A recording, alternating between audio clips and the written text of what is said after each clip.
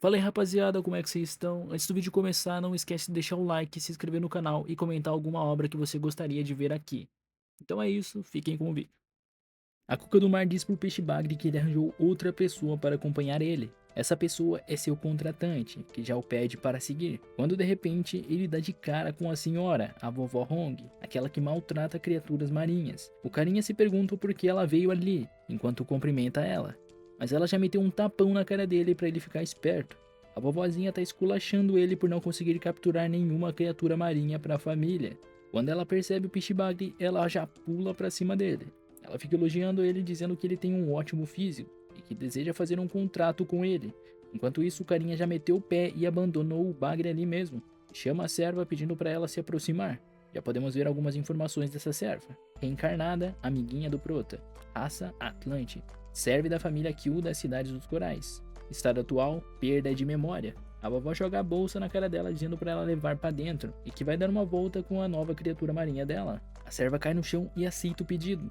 A cena corta e podemos ver fora da cidade dos corais, na periferia. O Proto está com a lagosta se despedindo das lulinhas. As lulinhas ficam felizes pelo Prota ter ido embora, elas já estavam com muito medo dele. O Prota pensando que agora ele entende um pouco como esse mundo funciona. A cidade dos corais é o centro desse mundo subaquático e é habitada pelos Atlantes. Atlantes são os humanos que conseguem respirar embaixo d'água. Existem muitas criaturas marinhas e essas criaturas devem assinar um contrato com os Atlantes, fazendo com que ambos ganhem a habilidade do emaranhamento duplo. O Prota nota que essa habilidade é a mesma que foi mencionada pelo sistema. Ele também fica em dúvida se todos têm um sistema. O Ghost avisa que eles estão chegando e que é aquela área onde eles estão, os Atlantes saem passear. O Prota disse que a Lagosta não sabe de nada sobre o sistema e que não mentiria para ele, até porque ele inventou que a Lagosta estava envenenada.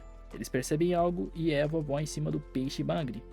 A Lagosta fica em choque pois percebeu que o Peixe Bagre agora tem um contratante e o Prota pergunta por que ele está com tanto medo. A Lagosta então conta para o Prota que essa é a vovó que ama torturar criaturas marinhas até a morte. O Prota fica puto, pois naquele mundo tem humanos, mas por que ele foi reencarnar como Lula? Ele lembra da deusa. A Lagosta pede para irem logo para a vovó Hong não encontrar eles, caso contrário é F. O Prota diz que tem um plano e usa sua habilidade. Ele se transforma em uma vovó usando sua camuflagem mimética. Ele fica se gabando dizendo que é um gênio. Eles se aproximam elogiando a vovó Hong. A vovó Hong parece não reconhecer. Se pergunta se é a irmã da tia Kim. O Peixe Bagre fica surpreso pela lagosta conseguir um contratante também. A lagosta responde dizendo que o Peixe Bagre o abandonou mais cedo, então ele não precisa fingir se preocupar com ele. Enquanto isso, a vovó está lá dizendo que o Prota é a avó de fulano. O Prota responde e concorda. Ele se preocupa dizendo que se o Bagre acabar reconhecendo, vai dar muito ruim.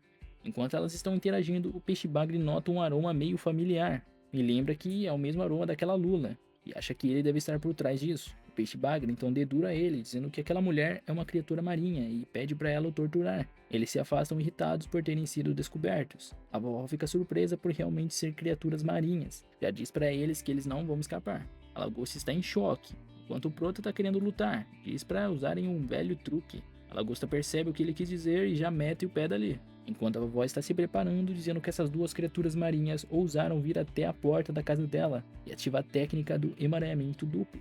Prota percebe aquele brilho e fica surpreso. Então essa é a habilidade do emaranhamento duplo. E podemos ver o Saitama Peixe da Shopee, nível do personagem 10. Ele diz que está careca, porém está bem forte.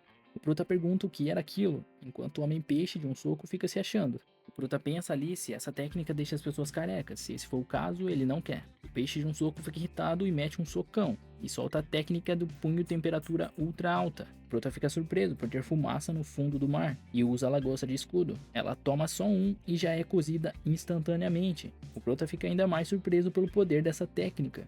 Enquanto isso, o Saitama da Shopee aparece atrás se perguntando se ele ainda está vivo, e já mete vários socos nele. Mas o Prota desvia e lança um borrivo de tinta. O Saitama da Shopee diz que aquela técnica não vai funcionar novamente. Enquanto o outro ataque está sendo preparado, o Prota encontra um lugar para se esconder. Quando o ataque é executado, toda a área é varrida pelo vapor ultra alto. Aí do nada acaba o emaranhamento duplo e eles voltam ao normal. A vovó fica na dúvida do porquê a técnica durou tão pouco tempo. Diz que deve ser porque a criatura deve ser fraca. O sistema informa que o tempo da técnica depende de ambos os contratantes. E o Bagre pensa que é tudo culpa dessa velha. Quando ele percebe algo, é a rocha ao lado que foi partida com o impacto do soco. Ele fica surpreso com a força da técnica. Enquanto o Bagre reclama do cheiro da lagosta, a vovó se pergunta se o Prota virou pedacinhos e desapareceu. A vovó monta em cima do Bagre e diz para ele levar ela para casa. O Bagre consegue perceber o cheiro do Prota e diz que deve ser porque ele realmente fede. Podemos ver o Prota escondido dentro do corpo da lagosta. Ele está usando sua camuflagem mimética. O próximo capítulo começa e a vovó já está na cidade dos corais. Prota pensa que aquela parece uma cidade comum, que as pessoas mais bem-sucedidas têm uma criatura marinha ao seu lado, enquanto as mais pobres não têm nada ao seu lado. Ele fica curioso se é apenas o de classe alta que pode ter uma criatura marinha, ou se para ser de classe alta precisa de uma criatura marinha. Prota fica surpreso por ali também ter organizações beneficentes que ajudam as pessoas. O cara da organização já olha com uma cara séria pra vovó. Cena corte e eles chegaram. A vovó já manda 2 empregadas prepararem quase 2 quilos de ostra para encher a barriga dela. A vovó lança o Prota para outra empregada e pede para preparar a lagosta para essa noite. O Prota já está planejando o que deve fazer. Ele deve investigar a cidade toda e depois obter um contratante. Ele olha para a empregada e percebe que essa é a amiga dele de infância. Ele pensa se ela também reencarnou, enquanto a vovó lá atrás dizendo pro Bagre massagear as pernas dela. Na cozinha, o Prota diz que ali está seguro e que a amiga dele jamais serviria a alguém como empregada. Ele pensa em revelar a identidade, mas ela vem na direção dele com a faca na mão. Prota já grita pedindo para ela esperar. Ela também se assusta e pergunta se uma lagosta cozida também pode falar. O Prota desativa a camuflagem e diz que é ele, e que ele não esperava encontrar ela ali. Ela faz uma cara de quem não entendeu nada e sai correndo gritando que tem uma criatura marinha selvagem. Prota grita e pede para ela esperar e lança seus tentáculos nela.